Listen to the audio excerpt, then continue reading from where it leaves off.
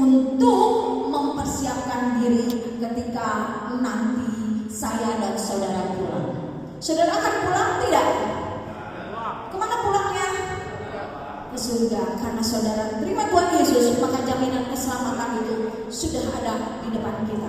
Kita tidak usah takut menghadapi kematian, saudara. Saudara siap kalau dipanggil Tuhan saat ini? Kita harus siap. Karena tidak siap pun kita pura-pura tuli dipanggil Tuhan, tetap kematian itu menjemput saudara. Persiapkan hidup kita untuk kemuliaan Tuhan, karena di sana hidup kita tanpa batas. Mari saya akan dengan tema mengucap syukur di dalam segala hal.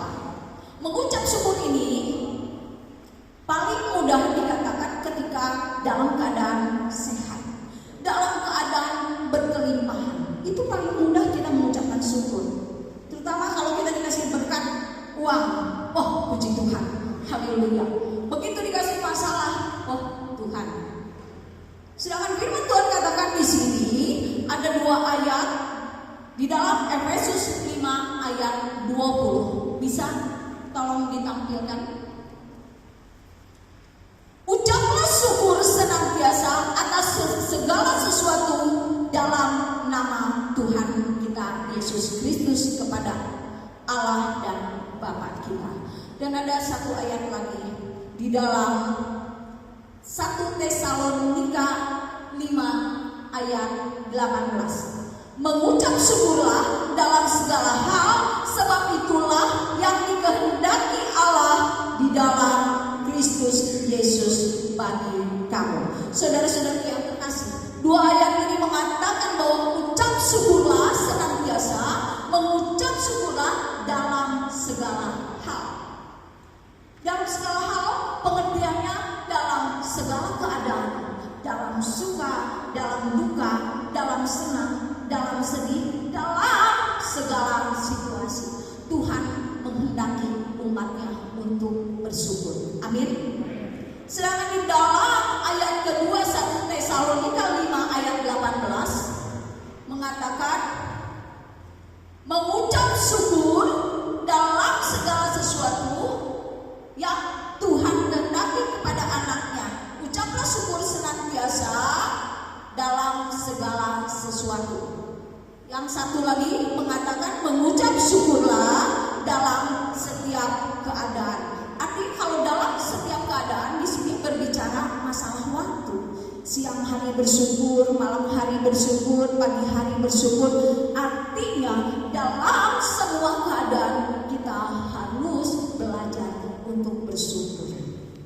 Dalam Alkitab dikatakan Roma 8 ayat 28 yang tadi dikatakan bahwa Allah turut bekerja untuk mendatangkan kebaikan. Terkadang kita komplain sama Tuhan kalau hal-hal yang buruk kita komplain, hal-hal yang baik kita aminkan. Kita tidak boleh seperti itu. Permasalahan bisa aja datang kepada kita. Contoh, saya ada ilustrasi seperti begini. Ada seorang raja. Dia paling suka pergi berburu. Dia pergi ke satu hutan yang lebat, dia pergi membawa ajudannya. Di tengah hutan dia sudah seharian, masih juga belum mendapatkan buruan. Akhirnya mereka capek dan mereka juga ngaso. Sementara raja duduk di depan dan ajudannya duduk saling berhadapan. Sambil iseng dia menggosok-gosokkan dia punya senapan. Tiba-tiba senapan itu pelatuknya keangkat, nembaklah raja punya jari sampai jari jempolnya putus. Raja murka, kurang ajar katanya kamu, jempol saya sampai hilang begini. Akhirnya dibawa ke kerajaan, dimasukkan ke dalam penjara. Singkat cerita ini sudah 1 tahun. Raja ini kangen sekali ingin berburu. Dia pergi seorang diri, dia pergi berburu karena sudah lama tidak berburu. Sampailah dia di satu perkampungan di daerah Kanibal, yaitu orang yang makan orang. Ditangkaplah raja ini. Wah, raja sudah gemetar bahwa dia pasti akan dipotong, akan dikonsumsi sama warga di sana. Setelah ada upacara khusus, buah raja itu akan dipotong. Ada satu persyaratan yang harus diperiksa sebelum dibunuh, yaitu kondisi tubuhnya harus lengkap.